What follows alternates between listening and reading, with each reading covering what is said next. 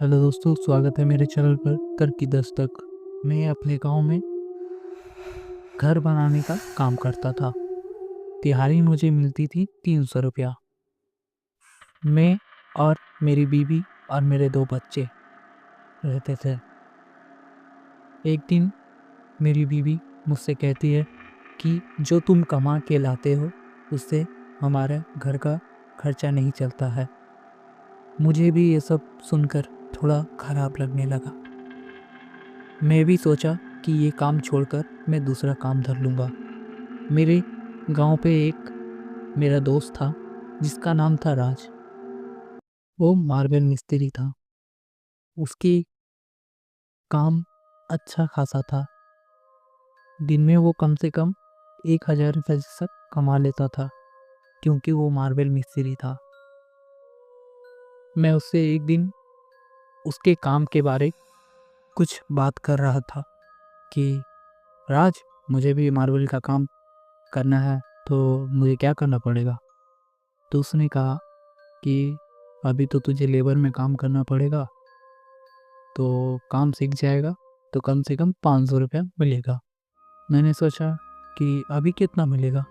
उसने कहा 300 या तो 350।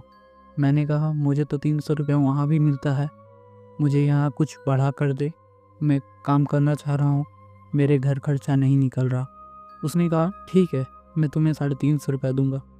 मैंने बोला ठीक है, मैं कल से काम में आऊँगा। कल जब मैं राज के साथ काम में गया, राज मुझे ये सब काम बताया कि तुझे यहाँ से बालू उठाकर यहाँ डालना है और इसका मसाला बनाकर तुझे मुझे देना है। जिस जगह साइड में काम करने गया था वो एकदम वीरान था। वो जगह मेरे लिए कुछ अजीब था। मुझे वहाँ घुटन टाइप की लगने लगी थी, क्योंकि मैं ये सब इतने बड़े बिल्डिंग में कभी भी काम करने नहीं गया। और वो बिल्डिंग बिल्कुल फाका था, मानो कि वहाँ कोई इंसान रहता ही नहीं है। मुझे कुछ अजीब टाइप का लगने लगा। राज मुझसे कहता है कि तुम यहाँ काम करो, मुझे कुछ टाइल्स लाना है। तो मैं कहता हूँ ठीक है, मैं इस मसाले को बनाकर रख देता हूँ। राज वहाँ से निकल जाता है।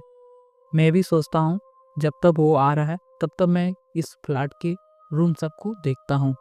तभी मैं बेसमेंट में जाकर कुछ रूम सबको मैं देख रहा था। मैंने सोचा कि क्या बात है, ये सब बहुत ही बड़ा रूम है। तब मुझे बेसमेंट में कोई एक औरत नज़र आती है। तो मैंने कहा कौन हो, क्या कर रही हो यहाँ। तो मुझे लगा कि कोई होगा फ्लैट में, हो सकता है इस फ्लैट में कोई होगा, रहता है। तो मैंने इग्नोर कर दिया। जैसे ही मैं रूम के अंदर जाकर रूम को देखने लगा, तब मुझे ऐसा लगा कि गेट के बाहर कोई खड़ा है। मैं एक बार देखने गया तो मुझे लगा कि उस औरत यहाँ से पार हुआ।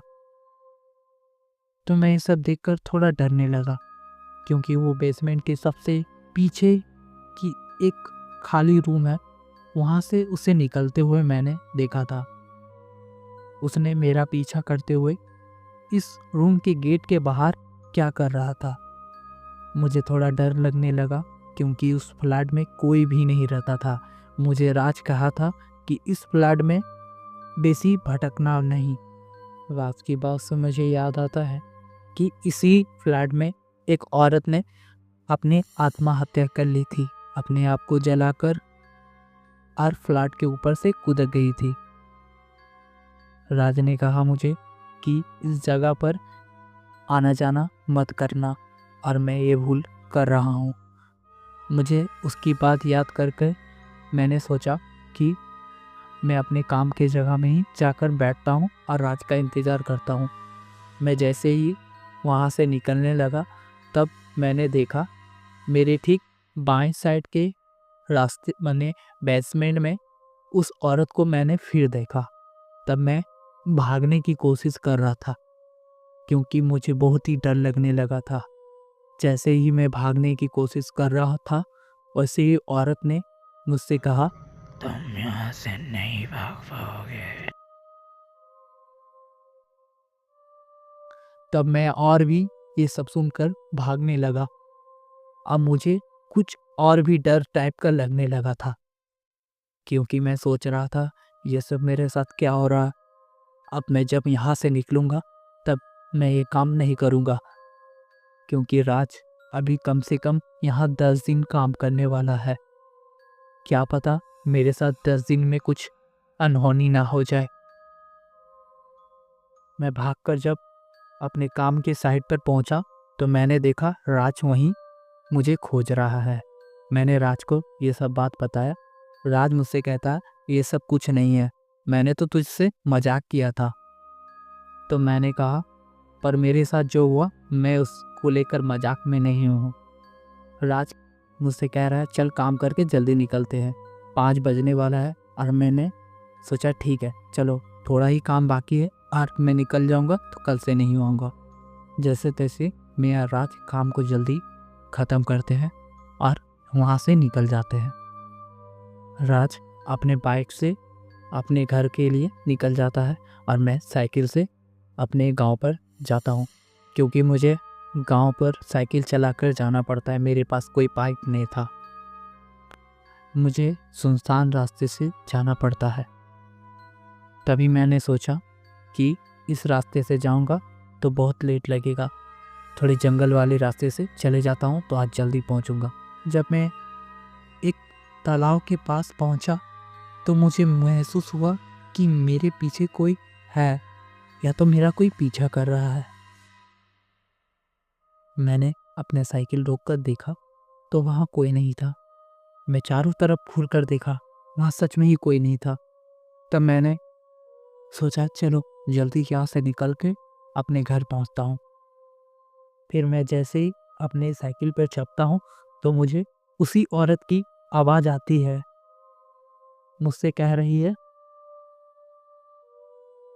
तब मैं कहता हूँ कौन हो, क्यों मेरे साथ ऐसा मजाक कर रही हो। मैं पूरा डरा हुआ था, अब मेरी पैर कांप रहा था। तब मैं सोचा कि वहाँ से जल्दी निकलूं। जैसे ही मैं वहाँ से अपने साइकिल से निकलने वाला था तब मेरे ठीक ऊपर कांच के उस औरत की खुले बाल मेरे सर के और कंधे के ऊपर पूरी बिखरी हुई थी। मैंने सोचा कि कांच इतनी ऊपर है तब वो भी उस औरत के बाल मेरे इतने ऊपर मेरे पूरे शरीर में लिपटी हुई है। मैं सब देखकर और भी चौंक गया। मैंने सोचा कि अब मैं यहाँ से नहीं भागा तो अब मर जाऊंगा।